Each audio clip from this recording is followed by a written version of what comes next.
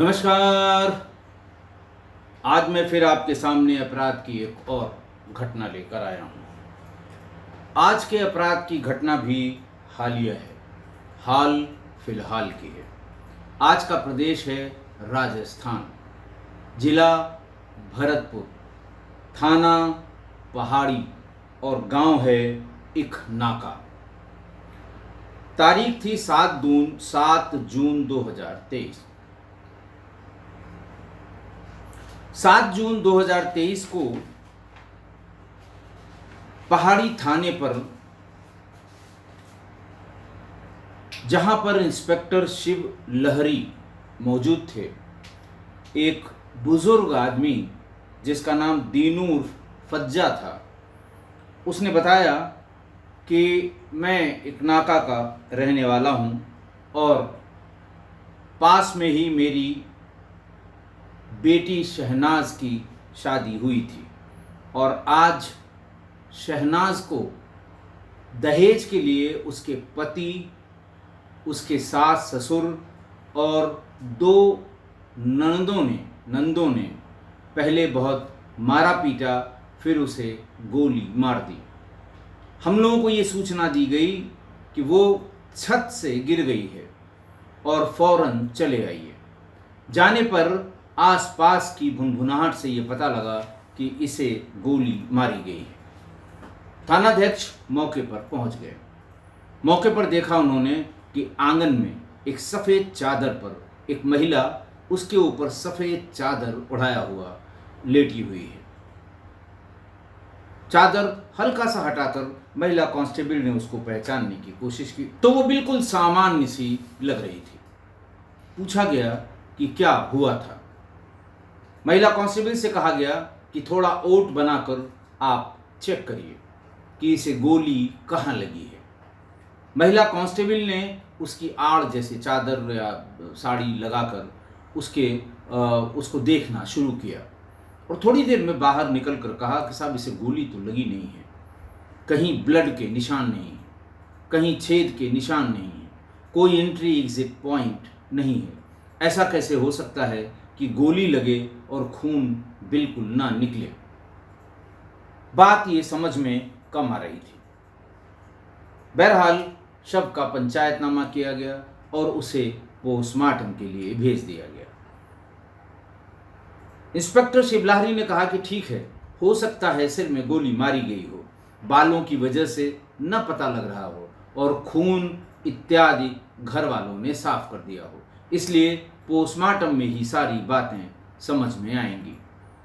फज्जू ने जो एप्लीकेशन अपनी लिखवाई थी या तहरीर जो दी थी, उसके आधार पर उसके शहनाज के पति वाहिद, उसके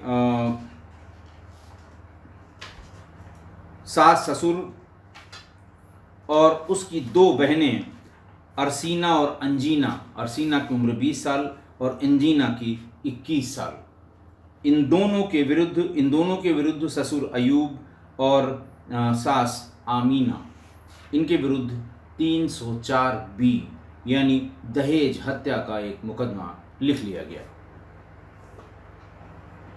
लाश को वास्ते पोस्टमार्टम मॉर्चरी ले जाया गया।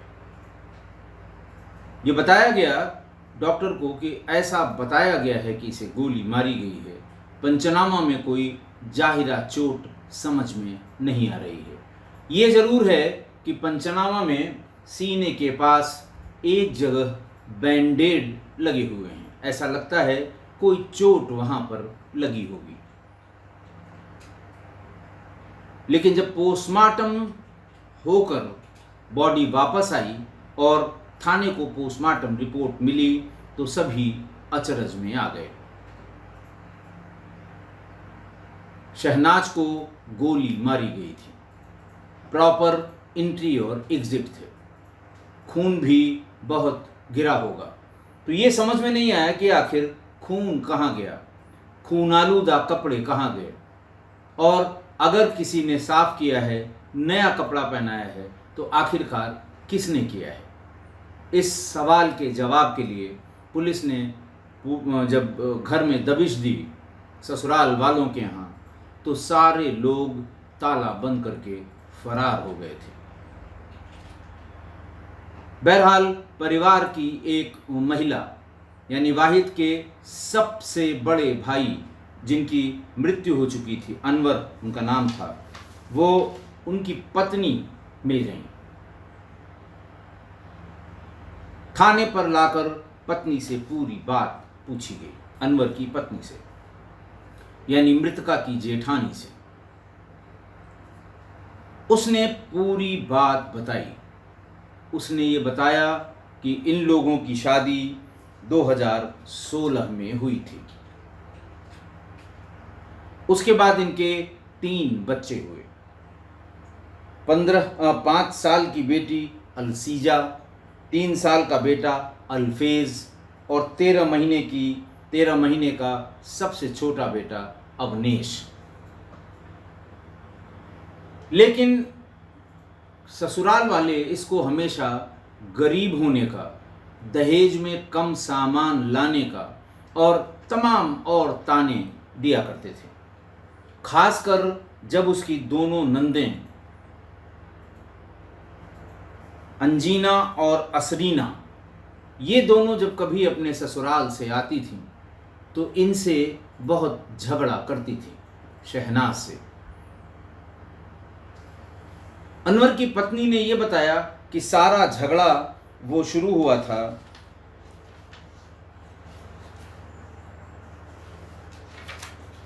इनके सबसे छोटे बेटे के जन्म के बाद।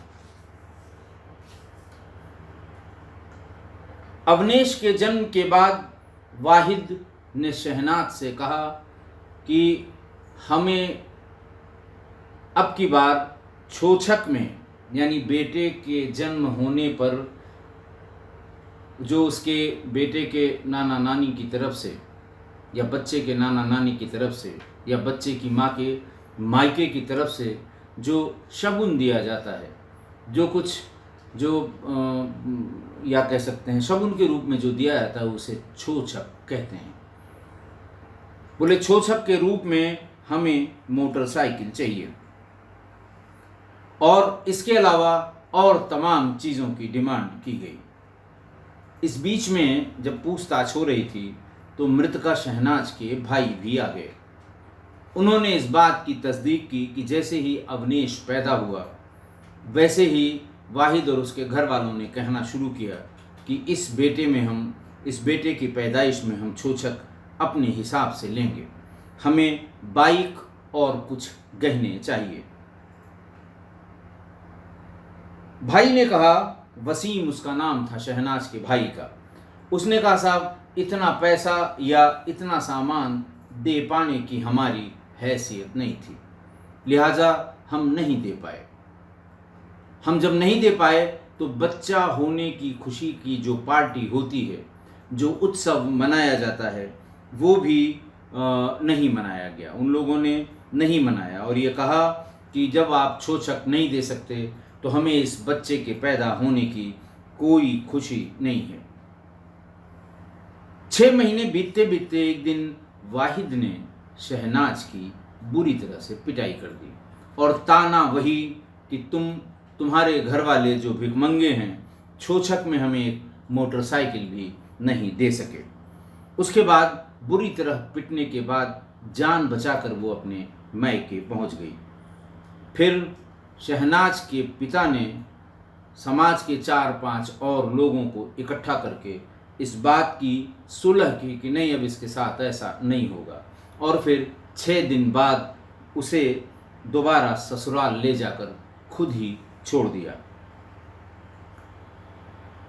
घटना वाले दिन के बारे में भी वसीम बताते हैं कि शाम के वक्त कोई 7 बजे उसे ये फ़ोन आया कि फ़ोन भी वाहिद ने किया, यानी उसकी बहन के शौहर ने, और उसने कहा कि तुम्हारी बहन यानी शहनाज की तबीयत बहुत ख़राब हो गई है, तुम फ़ौरन चले आओ। उसने बताया कि अच्छा ठीक है, मैं यहाँ से चलता हूँ, लेकिन उसी गांव में उसकी एक और छोटी बहन ब्याही थी, अंजुमन जिसका नाम था, इखना का गांव में ही वो ब्याही थी। वसीम बताते हैं कि मैंने अंजुमन को फ़ोन किया कि फ़ौरन शहनाज के घर पहुंच जाओ। बता रहे हैं कि वो छत से गिर गई है और उसे बहुत चोट आई है। अंजुमन वाहिद के यहाँ पहुंची तो देखा कि शहनाज की लाश ज़मीन पर सफ़ेद चद्दर में उड़ाकर पड़ी हुई है। माँ की लाश से 10 कदम दूरी पर ही उसके बच्चे सो रहे थे, तीनों बच्चे, 5 साल, 3 साल और 13 महीने। तब उसने फ़ोन करके अंजुमन ने ये बताया कि इसकी तो मौत हो चुकी है। वाहिद भागा भागा गिरता पड़ता पहुंचा। जब वहां पहुंचा तो उसे कुछ दाल में काला नजर आया। उसने चादर उठाकर देखने की कोशिश की, जिसके लिए उन लोगों ने मना कर दिया, ससुराल वालों ने, कि नहीं, आप ऐसा नहीं कर सकते, आपके घर की महिलाएं आएंगी तब वो इसे छू सकती हैं। बहरहाल बातचीत होते होते इनके बड़े भाई अनवर की बेवा ने अलग से ले जाकर वसीम को बताया कि देखो जी, ये गिरने गिरने से चोट नहीं लगी है, इसे गोली मारी गई है। वसीम ने कहा, मैं अवाक रह गया कि गोली मारी गई है, और ये पूछा कि आप कैसे कह सकते हैं। बोले, पहले झगड़ा किया इसकी दोनों नंदों ने, वो उसकी भी नंद हुई, कि दोनों नंदों ने पहले झगड़ा किया, और वही अरसीना और अंजीना ने। झगड़ा करने के बाद जब तक मैं नीचे आती तब तक गोली चलने की आवाज़ सुनाई पड़ी। उसके बाद नीचे आई तो देखा ये ज़मीन पर गिरी हुई है। मुझसे ये कहा गया, आप अपने कमरे में जाइए, हमारा आपसी मसला है, हम सुलझा लेंगे। मैं चली गई, लेकिन मन नहीं मान रहा था। अलग अलग झरोखों से, अलग अलग जगहों से मैं देखती रही।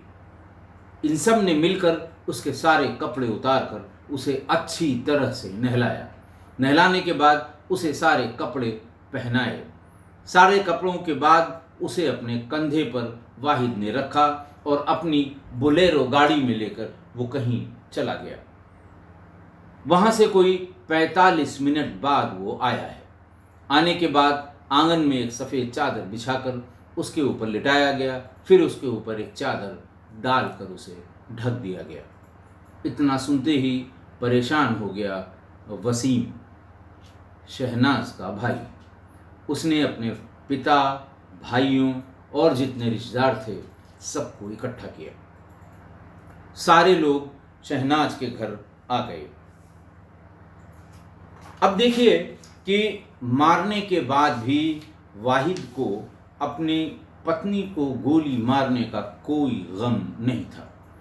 उसने रात ही में पंचायत बुलाई, अपने भी रिश्तेदार इकट्ठा किए और शहनाज के जो रिश्तेदार थे उनको भी एक साथ बिठाया और ये कहा कि देखो, जो होना था वो हो गया, बात को आगे बढ़ाने से कोई फायदा नहीं है, जो चला गया वो तुम्हें वापस नहीं मिलेगा और हम लोगों का अलग नुकसान होगा, हम इसकी भरपाई करेंगे। लड़की वालों ने, शहनाज के घर वालों ने कहा कि तुम्हारी 7 पुश्तें भी लड़की को वापस नहीं ला सकती, न ही कोई भरपाई कर सकती हैं। बहरहाल वाहिद ने अपनी तरफ के लोगों से दबाव देना शुरू किया, 5-6 लाख से शुरू किया और ये कहा कि हम 20 लाख रुपए तक देते हैं, आपको कहीं जाने की ज़रूरत नहीं है। तीनों बच्चों की पढ़ाई लिखाई और लड़की की जो शादी ब्याह की बात है वो सब हम लोग अच्छे से करेंगे। पर शहनाज के घर वाले राजी नहीं हुए।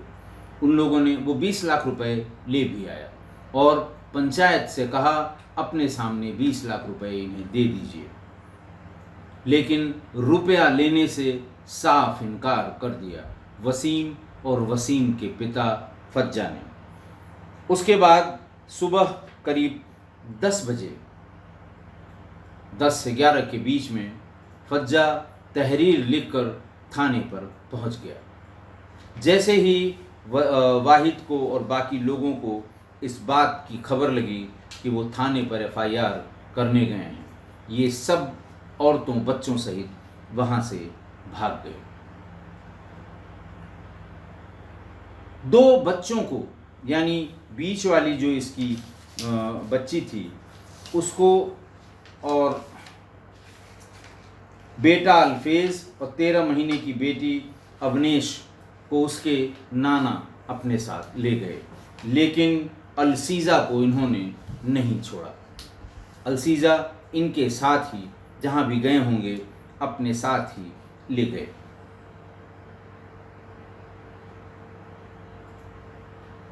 बहरहाल पुलिस ने मुकदमा लिख लिया और इन सभी की तलाश जारी है।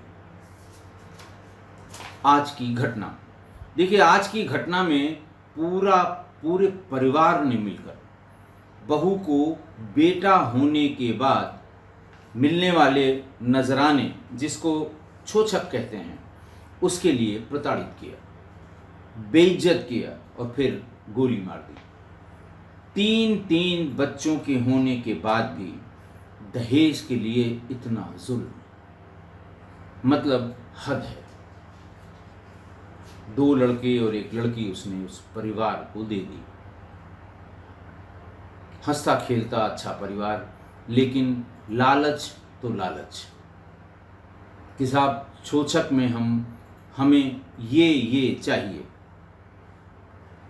देखिए, नजराना, छोछक, बधाई, इधर उत्तर भारत में बधाई दी जाती है, कुछ उसके साथ सामान रख के, गहना, घड़ी, इस तरह की। भात, बच्चा होने पर जो माँ होती है, बेटे की माँ होती है, उसके ननिहाल से जो चीज़ें आती हैं उसे भात कहते हैं।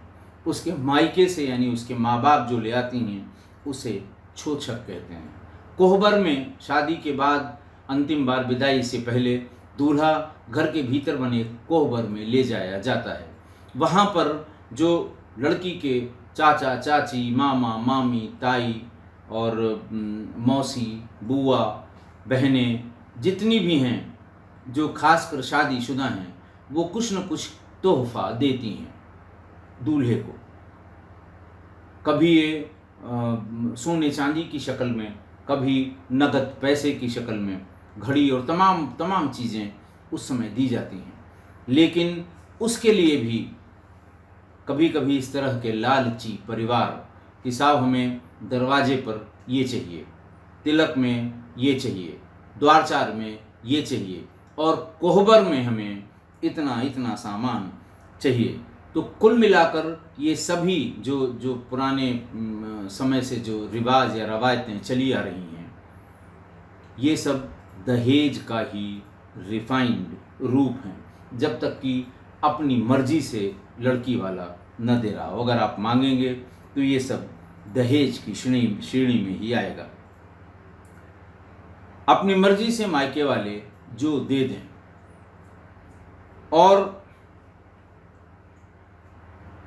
जिस समय भी कैश या काइंड में डिमांड होगी, चाहे वो नजराने में ही मांगी जाए, वो दहेज की श्रेणी में आएगा।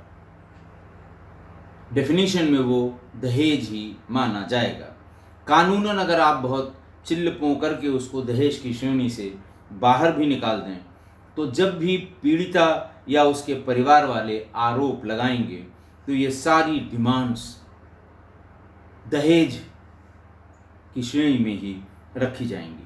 अच्छा, अब इनकी शातिराना हरकत और हिम्मत देखिए, मतलब हद है कि पुलिस और अदालत से बचने के लिए, क्योंकि मारा पीटा तो वाहिद ने भी, उसकी दोनों बहनों ने भी और उसकी माँ ने भी। बाप उस समय सीन पर नहीं थे, लेकिन लिखाने वाले तो जब लिखाते हैं तो पूरे खानदान को लिखाते हैं। गोली लग गई, सबके सामने गोली मारी गई। जिस समय गोली मारी गई, इसकी दोनों बहनें मौजूद थीं वाहिद ने गोली मारी। हुआ यूँ था कि जब वाहिद बाहर था, कहीं काम पर गया था, और इसकी दोनों बहनें दोपहर में आ गई थीं।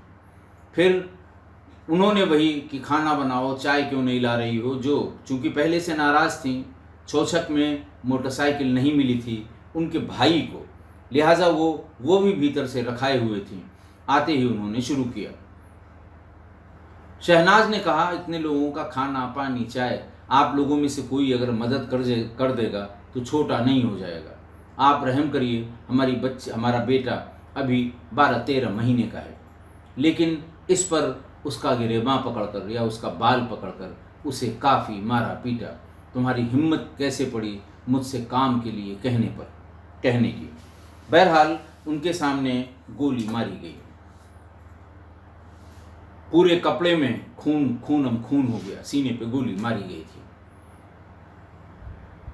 इन्हीं दोनों बहनों, इनकी माँ और पति ने, शौहर ने मिलकर सारे कपड़े उतार दिए। कपड़ों को ले जाके एक जगह जला दिया, फिर उसको अच्छी तरह नहला दिया कि कहीं पर खून के निशान न मिलें। गोली की एंट्री और एग्जिट पॉइंट्स को रुई से प्लग कर दिया। ऊपर से 2-2, 3-3 बैंडेड लगा के उसे सील कर दिया। जब ये देख लिया कि अब इन जो होल्स बने हैं गोली के आर पार होने से, उनसे ब्लड नहीं निकल रहा है, तो उसके कपड़े ले आए। एक एक करके सारे कपड़े उसे पहना दिए। पहनाने के बाद वाहिद उसको कंधे पर उठाकर बाहर खड़ी हुई गाड़ी तक ले गया, बोलेरो में रखा। बोलेरो लेकर वो उसको एक्सीडेंट साबित करना चाहते थे। बहनों ने कहा, हमारे सामने गोली तुमने मारी है, हम जेल नहीं जाएंगे। गोली तुमने मारी है, तुम जानो, तुम्हारा काम जाने। वहां से हाईवे पर ले गया। कोशिश करता रहा कि कहीं पर हम बॉडी फेंक दें और थोड़ी देर बाद कोई ट्रक या कोई वाहन आए और उसको कुचल दे, हमारा काम हो जाएगा। लेकिन उस दिन इतना हैवी वाहन वहाँ चलता रहा कि तमाम कोशिश करने के बाद भी वो कहीं भी बॉडी को फेंक नहीं पाया। फिर उसे ये लगा कि शायद उसे कोई वॉच कर रहा है, इसलिए वो फौरन भाग कर घर आ गया और आंगन में चद्दर बिछाकर उसके ऊपर लेटाकर एक चद्दर ऊपर से कवर कर दी और अपने साले को फ़ोन किया। साले को फ़ोन करके बताया कि छत से गिर गई है, तबीयत बहुत ख़राब है, आप तुरंत आ जाइए। लेकिन पाप तो पाप है, गलत गलत है, चाहे जितनी चालाकी कर लो, एक ना एक दिन सज़ा ज़रूर मिलेगी।